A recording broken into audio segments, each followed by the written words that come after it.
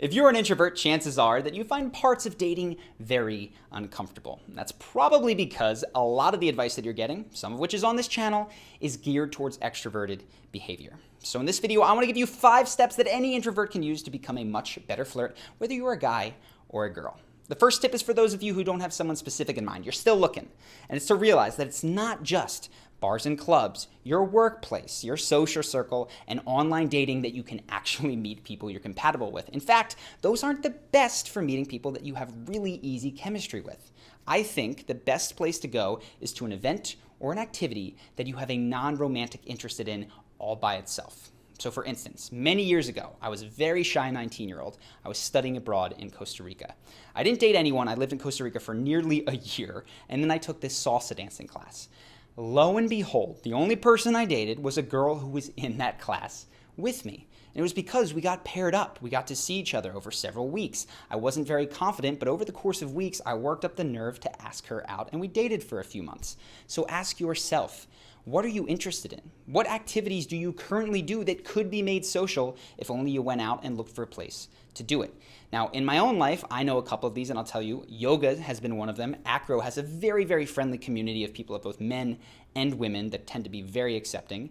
Dog parks. I haven't done it personally. I've heard stories and seen people who meet at dog parks. Dog rescues. If you don't have a dog, but your heart is in the right place, don't use this as some sort of a trick to meet people. Has a lot of wonderful people as well. But the point is, go to places and do things that you are genuinely interested in to have the person that you might be. For women who are looking for guys, rock climbing gyms, I've heard, very, very good. The second thing is to wear your interest on your chest. Now, I got a very accidental lesson in this around the same time. I got my brother a gift for Christmas, and I'd got him plenty of books. He never read any of them, and I finally got him this shirt that I thought was funny. It said, "I heart reading." He didn't like it. He didn't think it was funny. He gave it right back to me, so I wore it. And completely by mistake, it became my favorite article of clothing in my wardrobe, because people would walk past me on the street and be like, "Oh my God, I love that shirt." And on occasion, I was in college at the time, girls would come up to me and start talking to me, and we'd be talking about our favorite books. I'm going, "Oh my God, this is so awesome." She started the conversation with me. We're right off into talking about books. This is great. Now, since then, I've done this repeatedly. I've got shirts that are Disney themed. I've got Game of Thrones sweaters. And now I've actually got a present from Ben coming in the mail that is a Super Smash Brothers shirt. I'll let you guys know how that one goes. But the point is, wear your interest on your chest. Those novelty tees are often the best sort of clothing, at least in my opinion. The third thing comes, now you're in conversation. You've been thrust into conversation at dance class. They asked you about your shirt. What do you do to get out of that uncomfortable small talk? This can be tough for introverts. Now, I made a video on small talk from Kanye West for introverts, but a very, very easy tip is to do 2 things. First off, open-ended questions are going to be better than closed questions. So if you're at salsa dancing, a bad question is this your first time? A better open-ended question is, what made you decide that you wanted to come? Right? The first one, short answer, it's done. Now you got to ask them another one. Second one, they can elaborate more. Once they elaborate, now you can relate. So let's say that they say, "I'm here because my life was just kind of getting stale. I needed to shake it up a bit, and I'd always wanted to salsa dance." Now, maybe that's not your reason for being there, but you can relate to that value. So perhaps you say, "You know what? I actually had the same exact thing last year. I grew up my whole life on the East Coast, and I just needed a change, which is why I moved out here to the West Coast." If you ask open-ended questions, there's more to relate to. Follow this back and forth, and you can quickly get out of small talk into more meaningful conversation. One other little tip, I've done this in the past. If you are on a date and you want to be playful, there's an app, I think it's called 36 Questions. It's supposedly got 36 questions that make people fall in love. I found it fun to play with, and also just to pull simple, intriguing questions from that you can ask on a one-off basis. So there's that. Now, the other thing is that you're going to want to get this person into an area where you guys can actually talk, because group conversations can be difficult if there's a lot of noise. Maybe that's not where you shine. And a very easy way to do this is to just say, "Hey, I'm really enjoying this conversation, but it's loud here. Do you want to go step outside or over here or wherever it is?" This shows leadership, and it also is just something that is going to make it easier for you to connect. Now, we've arrived, you've had this conversation, maybe you've gone somewhere you guys can chat privately. At some point, you're going to have to cross this bridge from 2 people who are talking to, guess what? I'm interested, I like you, I'd like to go on a date with you.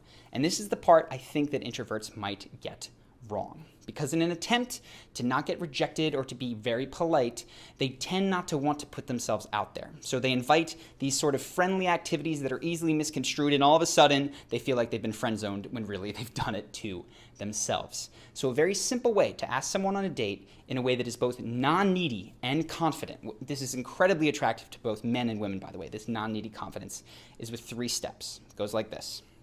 Say, hey, acknowledge the social situation or the awkwardness that may be there. Say what you think about them, and then invite them to something fun. So it goes like this. Hey, I know that we just met tonight, so this is a little bit strange, but I enjoyed dancing with you. Would you like to go out and get drinks sometime? Very simple. You can take this and sub whatever you want. You say, hey, I know we didn't get much of a chance to talk, but I think you're really cute. Would you like to? And then I come back to drinks, because that's an easy thing to do that is obviously a date, but you can, of course, sub in whatever you like.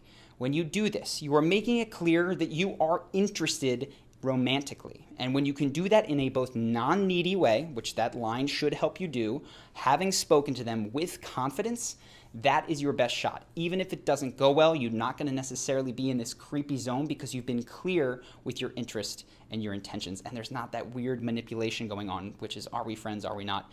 You got past that. So hopefully those 5 steps have helped you guys. If you want more on those values that I mentioned, that sort of conversational style that gets you out of small talk into the deeper stuff, I wrote an article I'll link to in the corner with the eye as well as in the description below. But I do have one actually very special announcement, and it is that I am going to be speaking at an event called Powerful You on November 2nd and 3rd, and I wanted to invite you guys to come. It's actually very, very impressive. There's a lot of huge speakers there. Mel Robbins is there, Brendan Burchard, Lewis Howes, Jay Shetty. I'm the absolute bottom of this list, but I'm very, very excited to have been invited. And we were given tickets, 2 tickets for our fans to potentially come. So if you are interested, it's in Salt Lake City, Utah, November 2nd and 3rd.